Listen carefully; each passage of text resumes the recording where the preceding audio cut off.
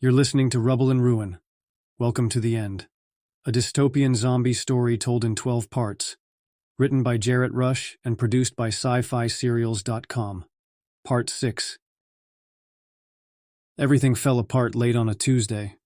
I was a few months into my life in Dallas, and I was watching a repeat of the 10 p.m. news. I'd had a date with a woman I met through an acquaintance. She was nice enough. The conversation was pleasant. I was thinking back to something she'd said and was considering whether or not I should call it a quirk or a red flag when the first rock hit.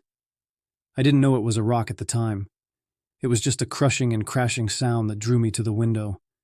I opened the blinds in time to see 2 streaks stream low across the sky, and then, a moment later, 2 more impacts. Then there was another. Then more, until it was raining these things, whatever they were. I ran out the door and into the hall. My neighbor was already there. "Meteors?" she asked.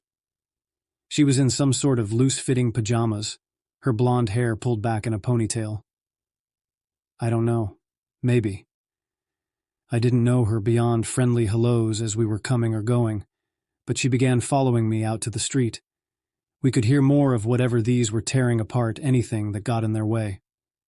By the time we got to the ground floor, fires were already burning. The sky was filled with crashing rocks, and she began to cry. "What's happening?" She wasn't asking me, just calling out in confusion. She repeated her question to no one. I wanted to do the same thing. "Come on." I grabbed her by the elbow and pulled her back upstairs with me. She cried the whole time. She followed me into my apartment, and we both stood in silence as we watched the TV. The local stations had broken into programming. Some poor late-night worker was in front of the camera, stammering and stuttering his way through an incoherent update that didn't tell me anything I couldn't learn by looking out my window. I was angry. Why didn't they know more? Then the picture went black. I flipped stations, and we watched there. A real anchor this time. The information was delivered smoothly, but still of little help. I flipped again, this time to a national news channel. They were reporting this happening all over. Dallas, Kansas City, New York. It was everywhere, but no one seemed to know exactly what it was. My neighbor was balled up on my couch. She was rocking back and forth. The world continued to explode outside the windows. There was speculation of the apocalypse. That's what one of the reporters was saying. It was hard to argue that it wasn't a plausible theory.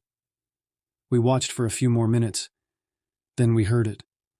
A close-by explosion. The light in my window went a bright orange-white.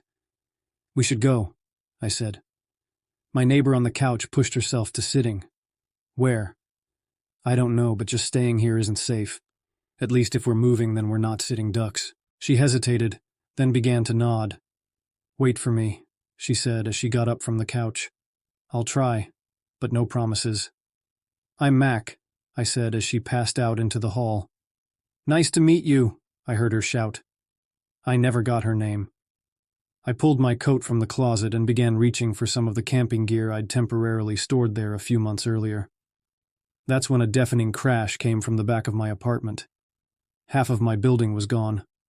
Light from flames began to peek through cracks and holes that hadn't been there just a moment before. I turned and ran for the door. I stopped for a moment in the hall, hoping to see my neighbor. Her door was open. I stuck my head in and shouted that I was going downstairs. I waited for some kind of response, but I never got one. I got to the street and slipped into the streams of people. Even in the chaos, we managed to organize our mad scramble for safety. Everyone on the right side of the road headed one direction.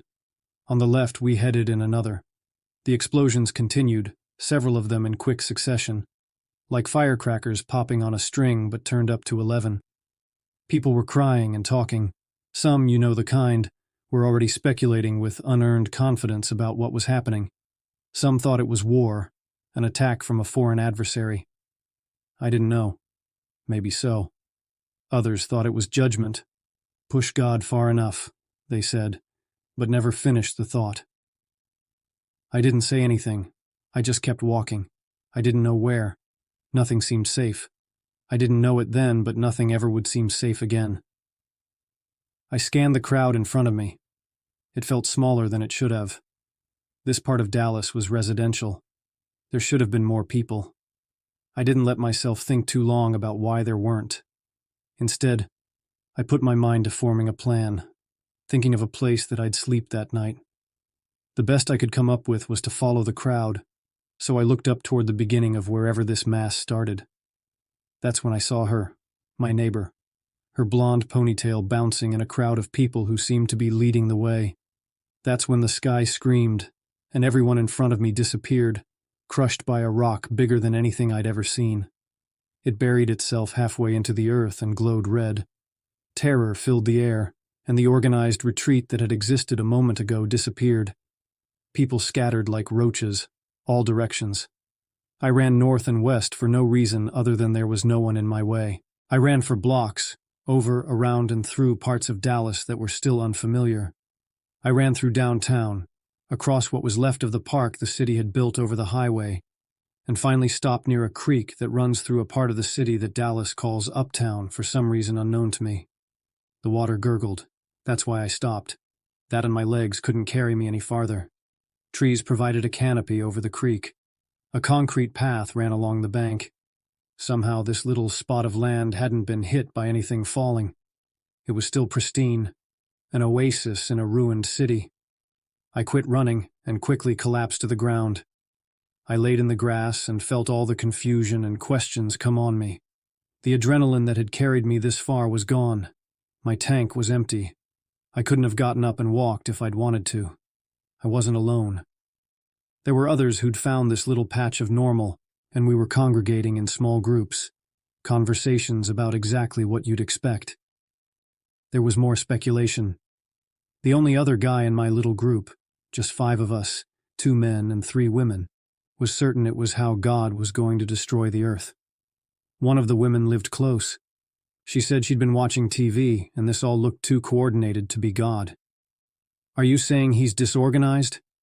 The other guy was incensed. I chalked part of that up to the situation. "Because he created the world in just a week." She put a hand in his face. "Calm down, preacher. I'm just saying that what I saw wasn't the world falling apart. It wasn't military either. It's something else." "What else is there?" one of the other women asked. There was no response. Either the first woman didn't want to say it, or she thought it was just that obvious. "Aliens," I said.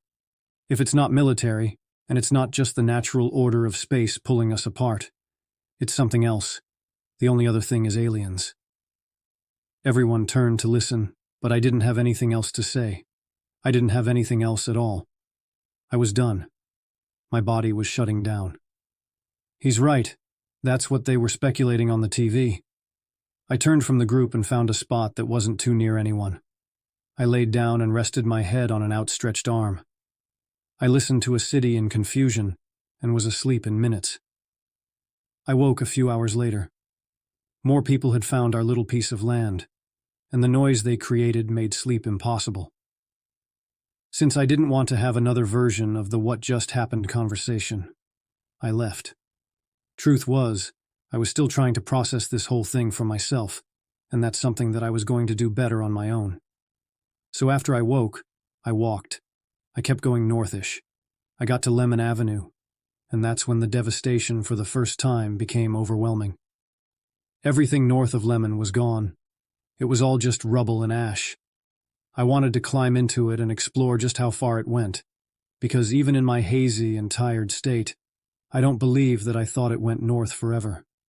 At some point, if I had climbed in, I would have run into someone looking south into the pile and thinking the same things I was. Instead of climbing in, I turned around.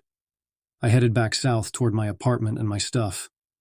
All I had was my jacket, and that wasn't going to be enough to survive.